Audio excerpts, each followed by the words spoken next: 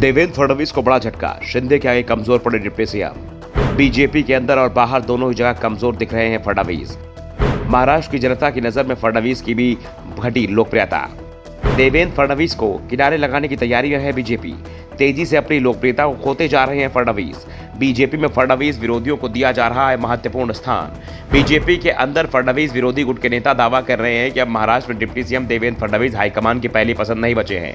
जब तक वो राज्य के सीएम थे, बीजेपी हाईकमान की पसंद थे, लेकिन जैसे ही 2019 में महाविकास अघाड़ी की सरकार बनी, बीजेपी हाईकमान की नजर में फडणवीस के नंबर कम होना शुरू हो गए। 2.5 साल बाद जब शिवसेना में टूट हुई तो फडणवीस को उम्मीद थी कि उन्हें सीएम बनाया जाएगा, लेकिन बीजेपी हाईकमान ने एकनाथ शिंदे से अलग भी डील कर ली और इस डील में शिंदे को सीएम पद सौंप दिया गया, जबकि सीएम पद को लेकर ही उद्धव ठाकरे और बीजेपी के रिश्ते खराब हुए थे। जिस सीएम पद को छोड़ने के लिए बीजेपी तैयार नहीं थी, उसे 2.5 साल बाद छोड़ दिया। हाईकमान के दबाव में देवेंद्र फडणवीस को डिप्टी सीएम पद कबूल करना पड़ा और अब धीरे धीरे कर महाराष्ट्र में उनकी लोकप्रियता ग्राफ भी गिरता जा रहा है। हाल ही में एक मीडिया संस्थान के सर्वे से साफ हुआ है कि महाराष्ट्र की जनता में सीएम पद को लेकर पहली पसंद फडणवीस नहीं है, बल्कि एकनाथ शिंदे पहली पसंद के रूप में उभर कर सामने आए हैं। वोट शेयर के मामले में भले ही बीजेपी को शिवसेना से 2 गुना वोट मिल रहा हो, लेकिन बात सीएम पद की है तो फिर यहाँ एकनाथ शिंदे जनता की पहली पसंद बनकर उभरे हैं। एकनाथ शिंदे को पसंद करने वालों की संख्या 26.1% है, तो देवेंद्र फडणवीस को 23.2% लोग सीएम बनते देखना चाहते हैं। पिछले करीब 5 साल में पहला मौका होगा जब फडणवीस सीएम बनने की रेस में अपने किसी प्रतिद्वंदी से पीछे हों, और पिछड़े भी तो अपने सहयोगी से। इस सर्वे को लेकर शिवसेना के ठाकरे गुट ने तंज कसा है। ठाकरे गुट के प्रवक्ता आनंद दुबे ने कहा कि राष्ट्र में नरेंद्र मोदी और महाराष्ट्र में एकनाथ शिंदे, फिर देवेंद्र फडणवीस कहाँ हैं?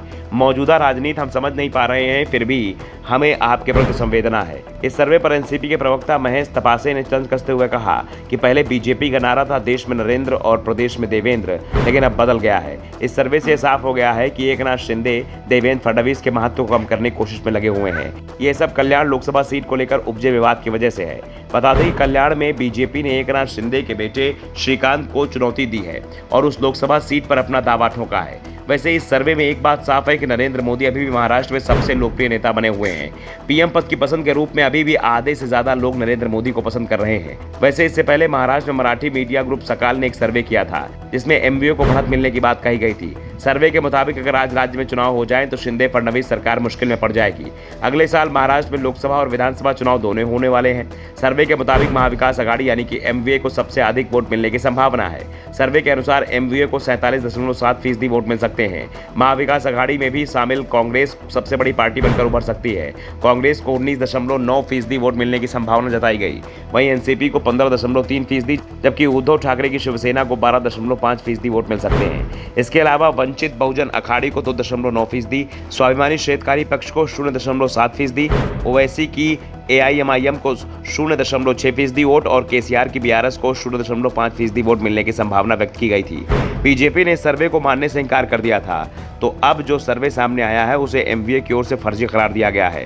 लेकिन सर्वे चल रहे हैं कि इस खेल में एक बात तो साफ हो गई है कि देवेंद्र फडणवीस का कद कम करने की कोशिश तेज हो गई है और एक कोशिश सत्ताधारी दल में ही चल रही है। बीजेपी के अंदर फडणवीस को किनारे लगाने की कोशिश चल रही है, तो दूसरी ओर यह भी बताया जा रहा है कि फडणवीस की लोकप्रियता में तेजी से कमी आई है।